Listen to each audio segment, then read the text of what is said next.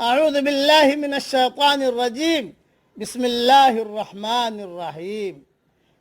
سورہ کہف کی 2 آیتیں پڑھ رہا ہوں، آیت نمبر 30، آیت نمبر 24۔ وَلَا تَقُولَنَّ لِشَيْءٍ إِنِّي فَاعِلٌ ذَلِكَ غَدًا إِلَّا أَن يَشَاءَ اللَّهُ۔ آپ کسی کام کے بارے میں یوں نہ کہیں کہ میں اس کو کل کر دوں گا، مگر یہ کہ اللہ چاہے۔ وَاذْكُرْ رَبَّكَ إِذَا نَسِيتَ، اور جب آپ بھول جائیں تو اپنے رب کو یاد کریں۔ وَقُلْ عَسَىٰ أَن يَهْدِيَنِي رَبِّي لِأَقْرَبَ مِنْ هَٰذَا رَشَدًا، اور کہیے کہ امید ہے کہ میرا رب مجھ کو بھلائی کی اس سے زیادہ قریب راہ دکھا دے۔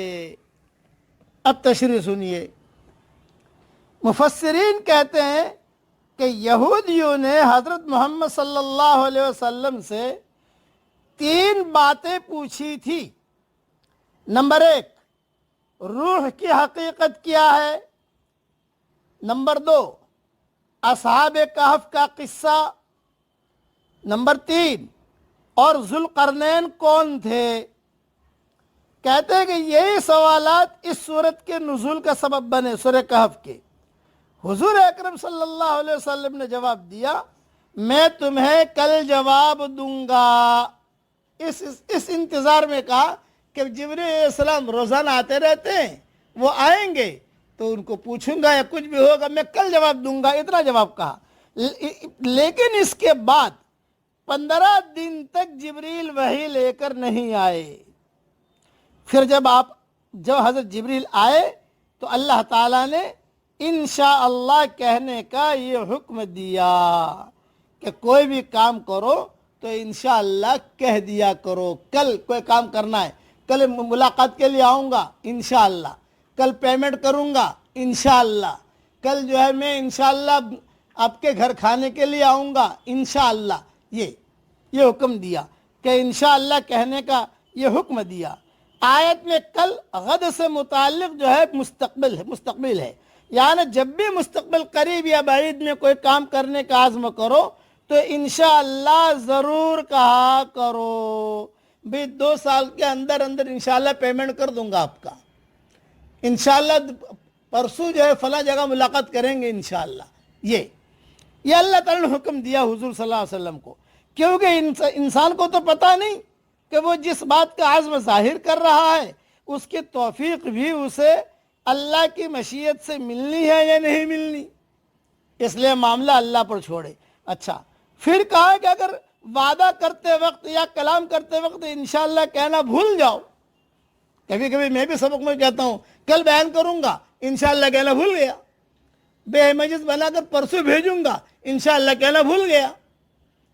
یہ مطلب ہوتا ہے کہ آدمی بھول جاتا ہے انشاءاللہ کہنا، تو اس کو بھی قرآن میں وضاحت کر دیا کہ کلام یا وعدہ کرتے وقت انشاءاللہ کہنا بھول جاؤ تو جس وقت بھی یاد آ جائے انشاءاللہ کہہ لو۔ یہ مطلب ہے کہ جس وقت بھی یاد آ جائے انشاءاللہ کہہ لو۔ یا پھر رب کو یاد کرنے کا مطلب کہ اس کی تسبیح، تحمید اور اس سے استغفار ہے، جیسے کہ قرآن میں ہے نا وَاذْكُرْ رَبَّكَ إِذَا نَسِيتَ، اپنے رب کو آپ بھول جاؤ تو اللہ کو یاد کرو۔ تو اس کے دونوں تفسیر علماء نے لکھی ہے کہ انشاءاللہ کہنا بھول گئے، بات ہو گئی، بعد میں انشاءاللہ کہہ لو، چپکے سے کہہ لو، لیکن حقیقت میں انشاءاللہ ہونا چاہیے۔ بعض لوگ دھوکہ دہی کے لیے بھی کرتے ہیں، انشاءاللہ بہت کہیں گے اور دیں گے نہیں، دل میں دینے کا ارادہ ہی نہیں ہوتا۔ کئی لوگ ایسے ہیں کہ انشاءاللہ میں بس اس مہینے کے آخر میں دے دیتا ہوں، 1 ہفتے میں بس انشاءاللہ جنوری کے آخر میں دے دیتا ہوں، تو وہ جنوری جو ہے 5 جنوریاں نکل جاتی ہیں، وہ پیمنٹ نہیں کرتا آدمی، کیونکہ اس کے انشاءاللہ میں حقیقت نہیں ہے۔ اس کے دینے کی نیت تو ہے، لیکن اس کو ڈگمگانے کی، اس کو پریشان کرنے کی نیت ہے، اس لیے یہ نہیں ہونا چاہیے۔ یہ اس کی تفصیل، البتہ ذوالقرنین اور یہ اپنا روح اور اصحاب کہف کا پورا قصہ تو اس میں تو بیان نہیں کر سکتے۔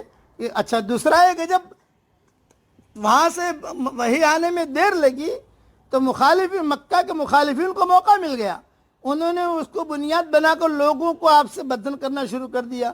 دیکھو یہ کہتے تھے کل جواب دوں گا، ابھی تک تو جواب آیا نہیں. دیکھو یہ کہتے تھے جواب دوں گا، ابھی تک تو جواب آیا نہیں. اور آسمان کی طرف حضور صلی اللہ علیہ وسلم دیکھتے رہتے تھے، بھئی جبریل آویں میں ان کو جواب دوں، جبریل آویں میں جواب دوں، جبریل آویں میں جواب دوں. اس لیے کہ اصحاب کہف کے قصے کو لوگ جانتے نہیں تھے.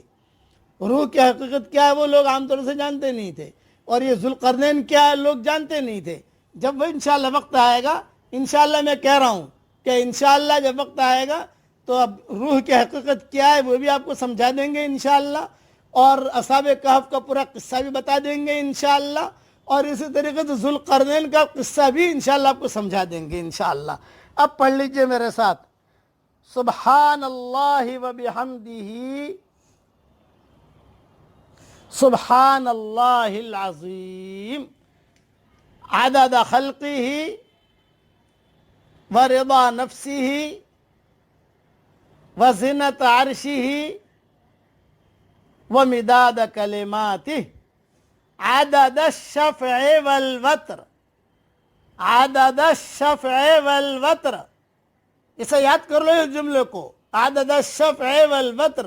اس کی بہت لمبی تفصیل ہے عدد الشفع والوتر کی. اللہ تعالی ہم سب سے راضی ہو جائے. آمین. وآخر دعوانا ان الحمدللہ رب العالمین.